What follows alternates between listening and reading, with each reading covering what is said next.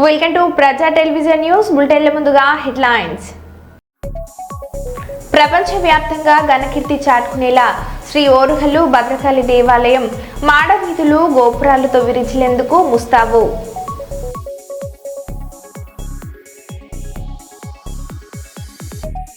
ఆసుపత్రి అభివృద్ధికి సహాయ సహకారాలు అందిస్తా, ఎంపీ ల్యాండ్స్ నిధులతో ఒక అంబులెన్స్ ఇస్తా, కర్నూలు ఎంపీ బస్తిపాటి నాగరాజు. మహిళల స్వయం అభివృద్ధికి రాష్ట్ర ప్రభుత్వం ప్రత్యేక చర్యలు తీసుకుంటుంది. రాష్ట్ర పరిశ్రమల శాఖ మంత్రి టీజీ భరత్. మంచిర్యాల గోదావరి తీరాన మహాప్రస్థానాన్ని ప్రారంభించిన మంచిర్యాల ఎమ్మెల్యే కొక్కిరాల ప్రేమ్సాగర్ రావు. క్యాతన్పల్లి రైల్వే ఓవర్ బ్రిడ్జ్ ని ప్రారంభించిన పెద్దపల్లి ఎంపీ గడ్డం వంశీకృష్ణ, ఎమ్మెల్యే వివేక్ వెంకటస్వామి. ఇక వివరాల్లోకి వెళ్తే, బాబాసాహెబ్ డాక్టర్ బిఆర్ అంబేద్కర్ జయంతి సందర్భంగా ముఖ్య అతిథిగా Mandamarri area incharge general manager Vijayaprasad హాజరై సింగరేణి ఎస్సీ ఎస్టీ నాయకులు మరియు ఉద్యోగులతో కలిసి మందమరి అంబేద్కర్ గ్రీన్ పార్క్ లో జెండా ఆవిష్కరించి పూలమాలతో అంబేద్కర్ కి నివాళులు అర్పించారు. తదనంతరం గ్రీన్ పార్క్ నుండి సిఆర్ క్లబ్ వరకు బైక్ ర్యాలీ నిర్వహించారు. అనంతరం జ్యోతి ప్రజ్వలన చేసి సిఆర్ క్లబ్ లో అంబేద్కర్ చిత్రపటానికి పూలమాలలు వేశారు.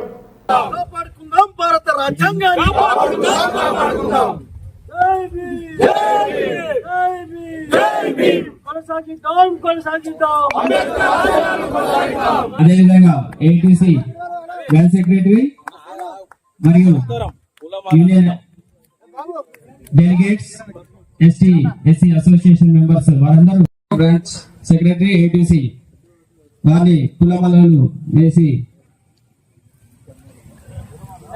విగ్రహానికి సమర్పించవలసింది. ఏటీసీ బ్రాంచ్ సెక్రటరీ మండపరి ఏరియా వారు పూలమాలలు వేస్తున్నారు. గట్టిగా చప్పట్లు కొట్టాలి. గట్టిగా చప్పట్లు కొట్టాలండి.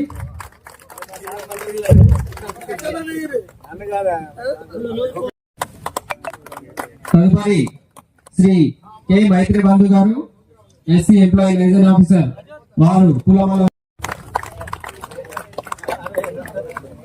ధన్యవాదాలు. తదుపరి శ్రీ జి బాబు గారు, గట్టిగా చప్పట్లు కొట్టాలండి.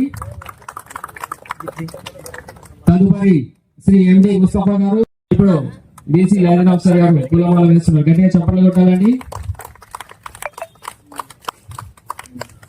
సమర్పిస్తున్నారు. గట్టిగా చప్పట్లు కొట్టాలి.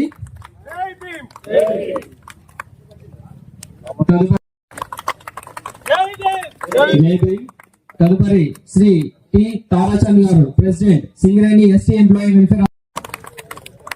అదేవిధంగా ఇప్పుడు వారు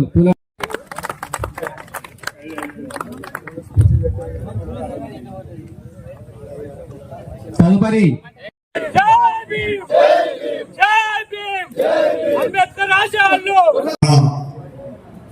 బిఆర్ అంబేద్కర్ గురించి మనం గొప్పగా దేశవ్యాప్తంగా కూడా ఆయన స్మరిస్తూ ఈ జయంతి సందర్భంగా ఉత్సవాలు జరుపుకుంటా ఉన్నాం. మరి ఎందుకు చేయవలసి వస్తా ఉన్నది? భారతదేశంలో అనేక మంది ఉన్నారు.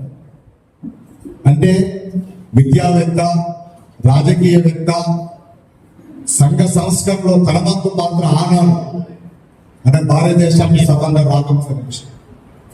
ఆనాడు కూడా ఉజ్వల భవిష్యత్తు కోసం, సంఘం కోసం కష్టపడినటువంటి వ్యక్తి. అండలాంతనం, కులవివక్షత ఉండదని నా పర్సనల్ ఎక్స్పీరియన్స్ చెప్తాను.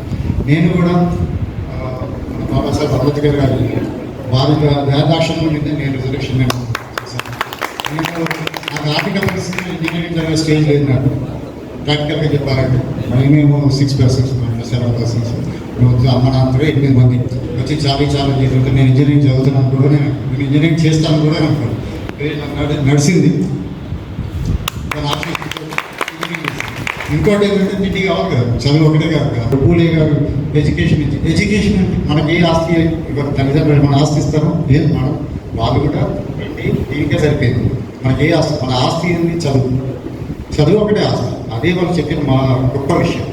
చదువు మీ పిల్లలకు చదువు నేర్పియండి. బట్ ఇది చిన్న ఇక్కడ యంగ్స్టర్స్ చూస్తే ఇంకా 3-4 యంగ్స్టర్స్ కనుక వీళ్ళేది ఇది ఇప్పుడు ఎలక్ట్రిషియన్ వివక్షపై అలాగే ఎడ్యుకేషన్ ప్రాముఖ్యతపై వారు ఎంతో ఫైట్ చేయడం జరిగింది. అదేవిధంగా మన దేశం ఒక ఉన్నతమైన ఆదర్శవంతమైన దేశంగా నిలబడడానికి అవసరమైన అన్ని చట్టాలను అధికారాలను అలాగే నిబంధనలు కూర్పు చేసి ఒక చక్కటి రాజ్యాంగాన్ని కూడా మన భారతదేశానికి అందివ్వడం జరిగింది. అయినప్పటికీ అనుకున్నంత అప్పటికి ఏదైతే ఎస్సీ ఎస్టీ బీసీలకు ముందుగానే వారు గమనించి వారికి తప్పకుండా రిజర్వేషన్ కల్పించి వారిని భవిష్యత్తులో సంఘంలో సమానత్వంగా ఉండేటట్టుగా వారు కూడా ఎదిగేటట్టుగా ఉండాలని వారు ఎంతో ఆశించి చేసినప్పటికీ ఇంకా కూడా వారు అనుకున్న ఏదైతే ఆశయాలు భద్రాద్రి కొత్తగూడెం జిల్లా ఇల్లందులో వివిధ పార్టీల ఆధ్వర్యంలో వేరువేరుగా అంబేద్కర్ జయంతిని ఘనంగా నిర్వహించారు. బీఆర్ఎస్, కాంగ్రెస్, వివిధ కుల సంఘాలతో పాటు జర్నలిస్టుల ఆధ్వర్యంలో అంబేద్కర్కు పూలమాలలు వేశారు. ఈ సందర్భంగా ఎమ్మెల్యే కోరం కనకయ్య మాట్లాడుతూ డాక్టర్ బిఆర్ అంబేద్కర్ బడుగు బలహీన వర్గాల ఆశజ్యోతి అని కొనియాడారు. బడుగు బలహీన వర్గాల కోసం ఆయన చేసిన కృషి మరువరాదని తెలిపారు. రాజ్యాంగం రచనలో తన పాత్ర కీలకమైందని అన్నారు. బడుగు బలహీన వర్గాల అభ్యున్నతికి తాను ఎంతో పాటుపడ్డారని అన్నారు. రాజ్యాంగంలో కల్పించిన రిజర్వేషన్ల వల్లనే ఇవాళ తాను ఎమ్మెల్యేగా నిలబడడం జరిగిందని అన్నారు. మారుమూల ఏజెన్సీ గ్రామాలలో సైతం నిరుపేదలకు మంచి అవకాశాలు కల్పించిన అంబేద్కర్ చిరస్మరణీయుడు అని అన్నారు.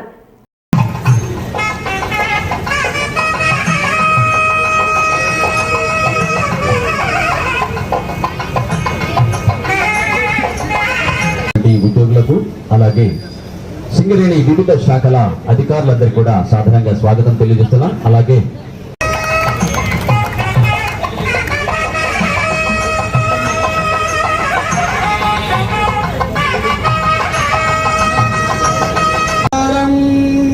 వందే మాతరం వందే మాతరం. Thank you. దయచేసి అందరూ కూర్చోవలసిందిగా మనం చేస్తున్నాం.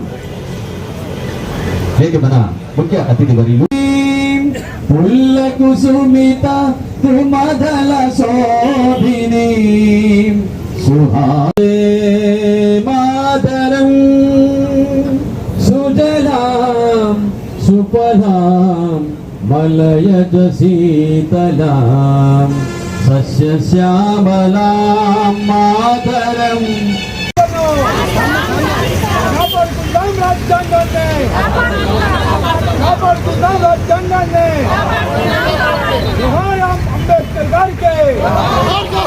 అంబేద్కర్ గారికి రాజస్థాన్ అంబేద్కర్ గారి ఆశయాలను కాపాడుకుందాం రాజ్యాంగాన్ని.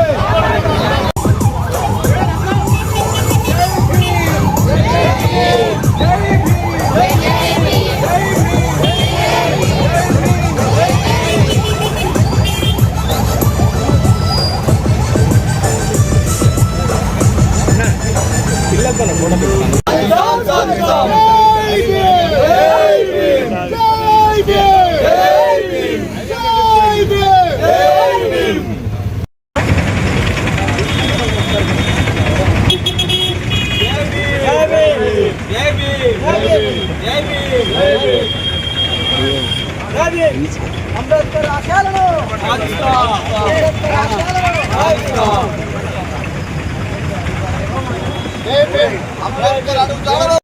జై భీమ్, జై భీమ్.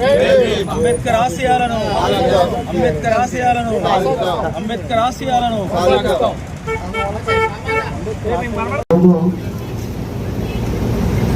అంబేద్కర్ యొక్క జయంతి ఉత్సవాలకు పెద్ద ఎత్తున సింగరేణి ఆధ్వర్యంలో జరుపుకోవడం అనేది చాలా సంతోషం. ఇది మన దగ్గర కాకుండా వాడవాడలో జాతీయ స్థాయిలో దేశం మొత్తం జరుపుకునే గొప్ప పండుగ ఇది. వారు బడుగు బలైన వర్గాల యొక్క ఆశయాన్ని వారు ఇచ్చినటువంటి ఈ గొప్ప రాజ్యాంగంలో ఉన్న మనకున్నటువంటి హక్కుల్ని ఎక్కడో మారుమూల ప్రాంతాల్లో కూడా పేదలు నిరుపేదల సంక్షేమం కోసం వారికి ఉన్నటువంటి మరి ఇచ్చినటువంటి గొప్ప స్ఫూర్తిని ఈరోజు ఒక ఆదివాసీ బిడ్డగా మరింత గొప్ప అవకాశాలు వచ్చి ఈ ప్రాంతంలో 2 సార్లు ఎమ్మెల్యే జిల్లా పరిషత్ చైర్మన్ కావడం అనేది మరి వారు ఇచ్చినటువంటి రాజ్యాంగ స్ఫూర్తిగా మనందరం కూడా భావించాలి. ఇలానే డాక్టర్ బిఆర్ అంబేద్కర్ ను ప్రతి ఒక్కరూ ఆదర్శంగా తీసుకోవాలని కర్నూలుకు చెందిన ప్రముఖ గ్యాస్ట్రోఎంట్రాలజిస్ట్ వైద్యులు శంకర్ శర్మ తెలిపారు. గాయత్రి ఎస్టేట్లోని శ్రీ సాయి గురుదత్త పాలిక్లినిక్ లో అంబేద్కర్ జయంతిని పురస్కరించుకుని డాక్టర్ శంకర్ శర్మ అంబేద్కర్ చిత్రపటానికి పూలమాలలు వేసి నివాళులను అర్పించారు. ఈ సందర్భంగా పేద దళిత మహిళలకు డాక్టర్ శంకర్ శర్మ చీరలు పంపిణీ చేశారు. అంబేద్కర్ జీవిత విశేషాలను డాక్టర్ శంకర్ శర్మ కొనియాడారు. డాక్టర్ బిఆర్ అంబేద్కర్ 18 గంటలు చదివేవాడని అన్నారు. అంబేద్కర్ ఉన్నత చదువులు అభ్యసించారని, అందువల్ల గొప్ప ఆర్థికవేత్తగా, న్యాయవాదిగా, రాజకీయ నాయకుడిగా ఎన్నో సంస్కరణలు తీసుకుని వచ్చి బడుగు బలహీన వర్గాలకు మేలు చేశారని అన్నారు.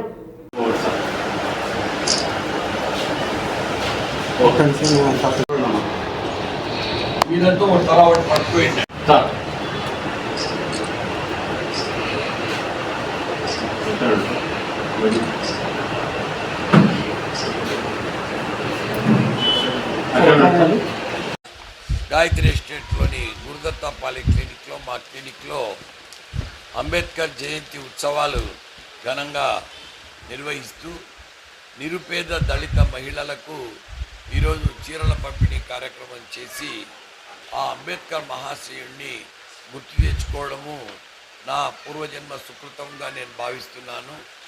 ఎందుకంటే డాక్టర్ బిఆర్ అంబేద్కర్ గారు చాలా నిరుపేద దళిత కుటుంబంలో పుట్టి చాలా కష్టాలు అనుభవిస్తూ చాలా చదువును ఏ రకంగా కొనసాగించాడంటే రోజుకు 18 గంటలు ఆయన చదివేవాడు.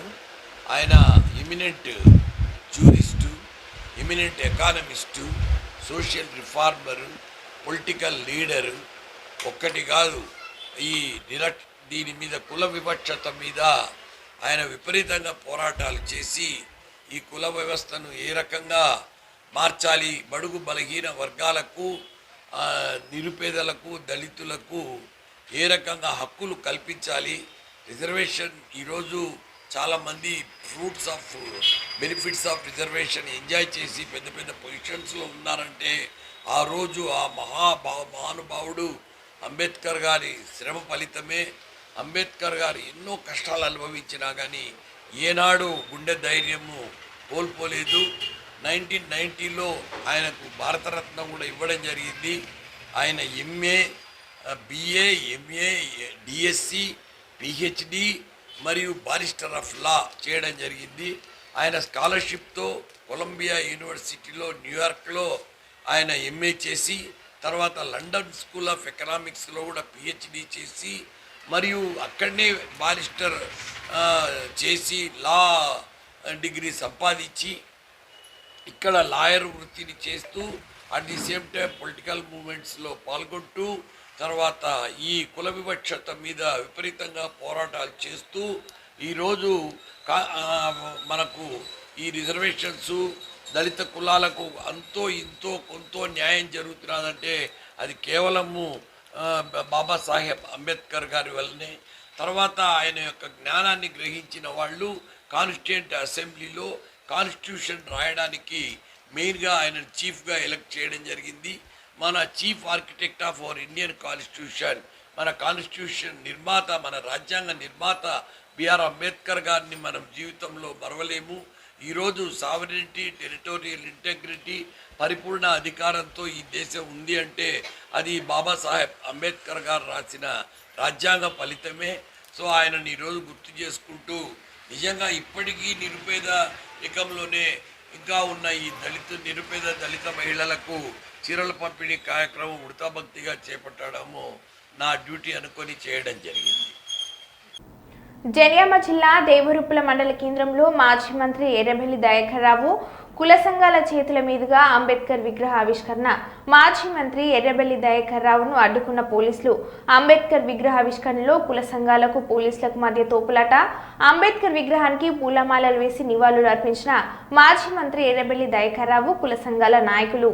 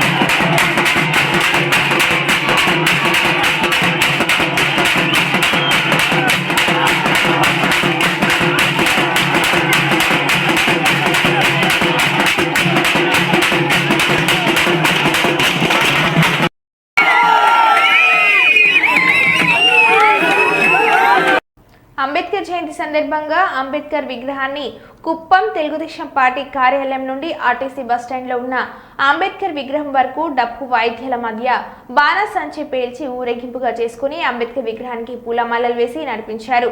భారీ కేక్ కట్ చేసి పంచిపెట్టి అన్నదానం చేశారు. ఈ కార్యక్రమానికి ముఖ్య అతిథిగా RTC vice chairman PS Muniratnam, ప్రభుత్వ విప్ ఎమ్మెల్సీ కంచెల శ్రీకాంత్ ముఖ్య అతిథిగా పాల్గొన్నారు.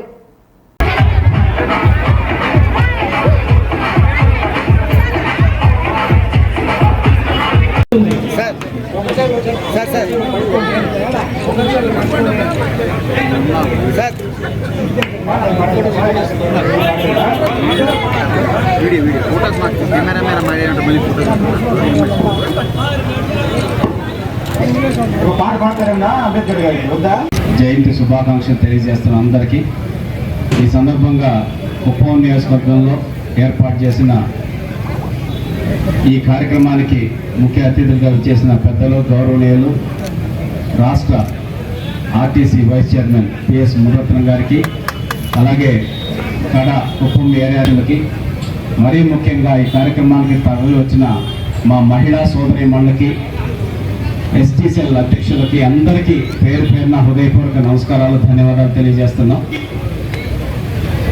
కాలం ఎంత వేగంగా వెళ్ళిపోతుందా అని చెప్పి అనిపిస్తూ ఉంది. ఎందుకంటే నేను 2023 మార్చి 29న ప్రమాణ స్వీకారం చేయడం జరిగింది ఎమ్మెల్సీగా.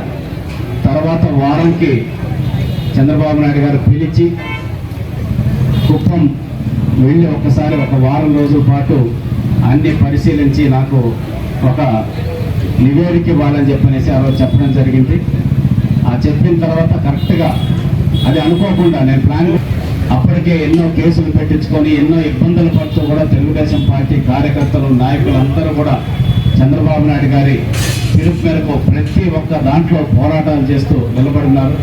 వాళ్ళందరితో కలిసి వాళ్ళల్లో ఒకరినై చంద్రబాబు నాయుడు గారి కోసం పనిచేసే అవకాశం రావటం నా పూర్వజన్మ సుకృతంగా భావిస్తున్నాను. కుప్పం నియోజకవర్గంలో సార్ పెట్టిన నమ్మకం కోసం 14 నెలల పాటు నేను మనస్ఫూర్తిగా మనస వాచ కర్మన చంద్రబాబు నాయుడికి ఆనాడు మనం 1,00,000 మెజార్టీ లక్ష్యం పెట్టుకొని పనిచేశాం. మన సాయి శక్తుల ప్రతి ఒక్క కార్యకర్త, నాయకులు పనిచేశారు. వాళ్ళు ఓడిస్తాము అని చెప్పేసి అంటే ఆఖరికి పెద్దిరెడ్డి కూడా సవాలు విసిరి చంద్రబాబు నాయుడు గారు ఈ కుప్పం నియోజకవర్గంలో ఓడిపోతే రాజకీయంగా నేను సన్యాసం తీసుకుంటానని చెప్పి కూడా ఆ రోజు సవాలు విసిరి మనందరం కలిసి కట్టుగా చంద్రబాబు నాయుడు గారిని గెలిపించుకోవడం జరిగింది. అయితే ఖచ్చితంగా రాబోయేటటువంటి మళ్ళీ 2029 ఎన్నికల్లో ఏదైతే చంద్రబాబు నాయుడు గారి మీద నమ్మకం పెట్టుకుని గత 8 సార్లుగా గెలిపిస్తున్నారో ఆయన్ని, ఆ నమ్మకం మరింత పెంచుకొని ప్రజలకి మరిన్ని కార్యక్రమాలు చేసి మనం అనుకున్న 1,00,000 మెజార్టీ లక్ష్యాన్ని 2029లో సాధించే దిశగా అందరం కలిసి పనిచేయాలని చెప్పనేసి మీ అందరూ కూడా విజ్ఞప్తి చేస్తున్నాను. అలాగే మహనీయుడు అంబేద్కర్ గారి గురించి అందరూ చెప్పారు. నేను చాలా మీటింగ్లో చెప్పాను, మళ్ళీ చెప్తాను, మళ్ళీ కూడా చెప్తాను. దళిత జాతి ముద్దుబిడ్డ అని చెప్పనేసి మన సోదరులు చాలా మంది అంటారు. నేను భరత జాతి ముద్దుబిడ్డ, భరత మాత ముద్దుబిడ్డ అని చెప్పనేసి నేను ఎప్పుడూ చెప్తాను. ఎందుకంటే ఆయన అన్ని వర్గాల వారికి అందరికీ ఒక స్ఫూర్తిదాయకమైన జీవితాన్ని, అంటే ఎటువంటి అవకాశాలు, ఎంత నిరాదరణ ఉన్నటువంటి పరిస్థితుల్లో నుంచైనా, అంటే ఒక రాయిలో నుంచి కూడా బద్దలు పట్టుకొని విత్తనం మొక్కలాగా ఎలా పైకి వస్తుందో ఆ విధంగా అన్ని అవాంతరాలు, అవరోధాలు, అవమానాలు ఉన్నా కూడా ప్రపంచ మేధావులు ఎవరని చెప్పనేసి అప్పుడు ఒక ఎనాలిసిస్ జరిగితే ఇద్దరిని ప్రపంచంలో గుర్తించారు. ఒకరు Karl Marx, 2 doctor BR Ambedkar. ఒక భారతీయుడిగా నేను సగర్వంగా చెప్తున్నా, మా అంబేద్కర్ గారు ఒక మహనీయుడు, అలాగే ప్రపంచ మేధావి, భారతదేశ మేధావి కూడా కాదు, ప్రపంచ మేధావి అని చెప్పేసి గర్వంగా చెప్తున్నా. అటువంటి మహనీయుడు రాసినటువంటి రాజ్యాంగం వల్ల ఈరోజు మనం అన్ని రకాలైన హక్కులను పొందుతున్నాం. అయితే మనం అందరం కూడా గుర్తు పెట్టుకోవాల్సిన అంశం ఏంటంటే, మనం హక్కుల గురించి మాట్లాడుతున్నప్పుడు ప్రతి ఒక్కరూ మన బాధ్యతల గురించి కూడా గుర్తు పెట్టుకొని మనం ముందుకు వెళ్లాల్సిన అవసరం ఉందని చెప్పేసి ఒక డాక్టర్ బాబాసాహెబ్ అంబేద్కర్ 134వ జయంతి వేడుకలను నిర్వహించారు. ఆయన విగ్రహానికి పూలమాలలు వేసి నివాళులు అర్పించి పురవీధుల గుండా బైక్ ర్యాలీ తీయడం జరిగింది. జై భీమ్ అనే నినాదాలు చేయడం జరిగింది. సోమవారం ఆదర్శ యువజన సంఘం ఆధ్వర్యంలో 134వ డాక్టర్ బిఆర్ అంబేద్కర్ జయంతి వేడుకలను ఘనంగా నిర్వహించారు. ఈ కార్యక్రమంలో వివిధ పార్టీల నాయకులు మాట్లాడుతూ 1891 ఏప్రిల్ 14న ఇదే రోజున ఇదే తేదీన మహారాష్ట్రలోని రత్నగిరి జిల్లాలో ఒక మహార్ కుటుంబంలో డాక్టర్ బిఆర్ అంబేద్కర్ జన్మించారని, ఈయన జన్మదినాన్ని పురస్కరించుకొని భారత రాష్ట్ర ప్రభుత్వం ఈయన సేవలను గుర్తుగా సెలవు దినంగా ప్రకటించి ఈయన జయంతి వేడుకలను ఘనంగా నిర్వహించాలని కేంద్ర రాష్ట్ర ప్రభుత్వాలు అన్ని కార్యాలయాలకు ఆదేశాలు ఇవ్వడం జరిగిందని అన్నారు.